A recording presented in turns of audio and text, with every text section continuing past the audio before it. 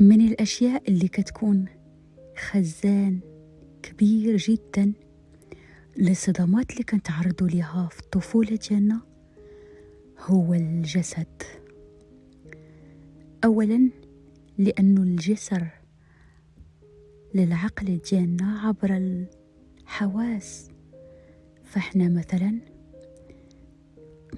عقلنا كيستقبل النقد من عند الآباء ديالنا أو عند المربيين ديالنا، إما عبر الأذن منين كنسمعوا نقد أو شتم أو تجريح، أو عبر العينين منين كنشوفوا النظرات تتقول لنا بشكل أو بآخر انت غير كافي،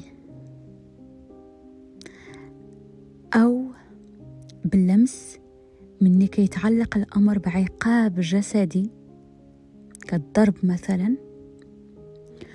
وأيضا الجسد كيكون خزان للصدمات النفسية، لأنه أحيانا كيكون هو محور النقد.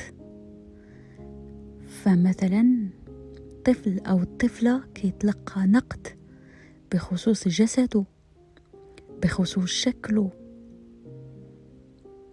بخصوص طوله، لونه، اختلافه مثلا. وبالتالي الجسد كيكون خزان لصدمات نفسية كتيرة، وكيعبر عليها يا إما مثلا بالشعور ببلوكاج. مثلا هناك أشخاص ما يقدروش يدوروا حركات معينة اون بوبليك، ما يقدرش يعبر بكامل جسده قدام الناس، ما يقدرش مثلا يعمل اي كونتاكت، يعني يطول النظر في عيون الآخرين وهو يتحدث معهم، ما يقدرش مثلا يقوم بالرقص بين الأصدقاء حتى. فهذه الأشياء كلها كتدل على أن الشخص قد يكون تلقى نقد بصفة عامة ونقد بخصوص جسده بصفة خاصة. من بين التمارين والتقنيات اللي كتساعد جدا على تفريغ الصدمات النفسية اللي كيكون محتفظ بها جسدنا هو تمرين المسح الجسدي أو البادي سكانين. فكيفاش كنقوموا بهذا التمرين أو هذه التقنية؟ أول شيء كنكون في مكان مرتاح فيه، وكنكون مرتدي ملابس رياضية أو ملابس مريحة، هذا هو أهم شيء. ثم كنجلس في مكان مريح، مثلا فوق ان فوتوي ولا مكان مريح. ثم كنقوم بتهيئ جهازي العصبي عن طريق مثلا تنفس، مثلا أخذ نفس لمدة 5 ثواني،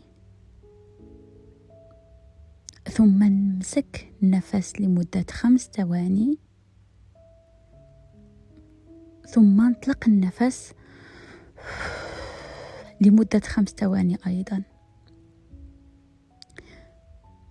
نقوم بهذه العملية، عملية التنفس، لتهيئ جهازي العصبي.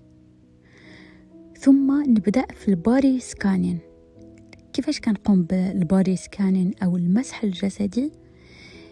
كنبدأ من قمة الرأس ديالي، كنبدأ نحاول نحس بجسمي، نوعى بجسمي، نسلط الوعي على جسمي جزء بجزء.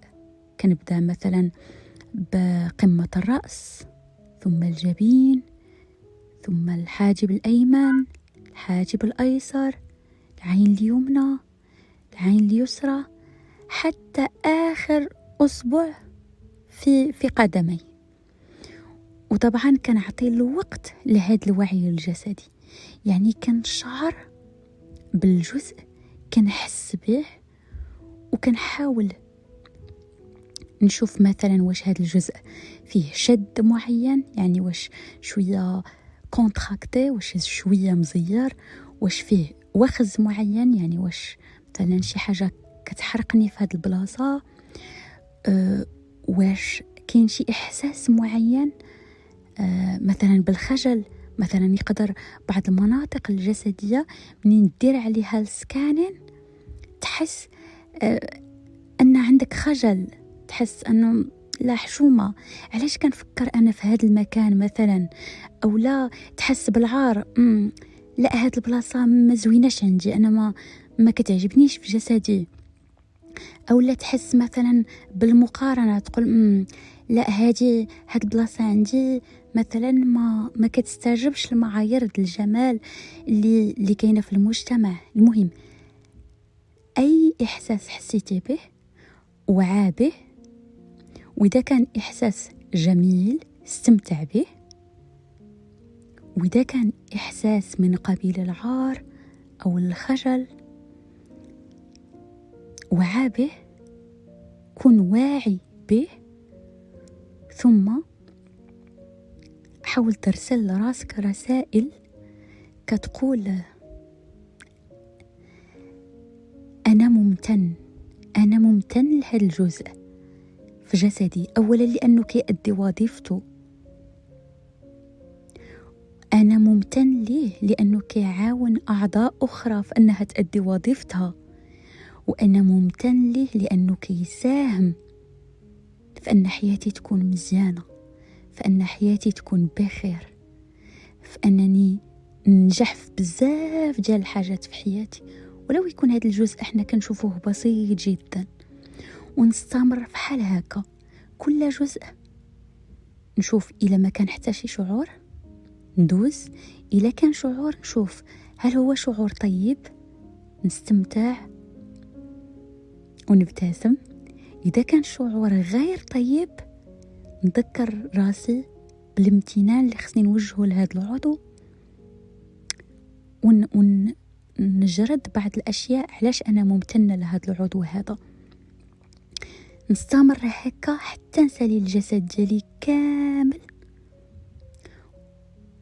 ومني نختم يعني آخر جزء، نحاول نغمض عيني ونقول أنا ممتنة لجسدي كيف ما هو.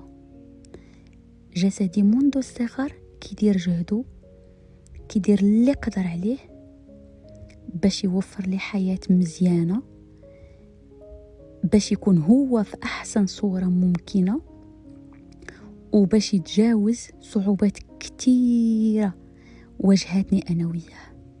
وفهموا نحاول نستشعر هذا الكلام، نقوله بصدق ونستشعره.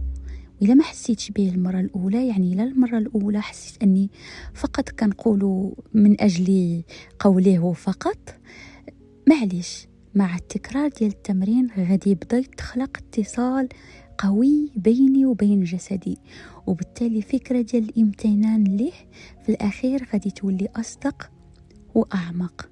ونتذكروا أن الجسد ديالنا هو مسكن الروح ديالنا، وأننا خصنا نوليو اهتمام كبير كبير كبير كبير كبير جدا، خصوصا فيما يتعلق بمسألة تطهيره من الصدمات اللي تراكمت عليه في الطفولة، سواء اللي كانت عن طريق النقد اللي توجه لينا، يعني بهذا الجسد كوسيلة، أو عن طريق النقد اللي توجه ليه هو في حد ذاته كجسد.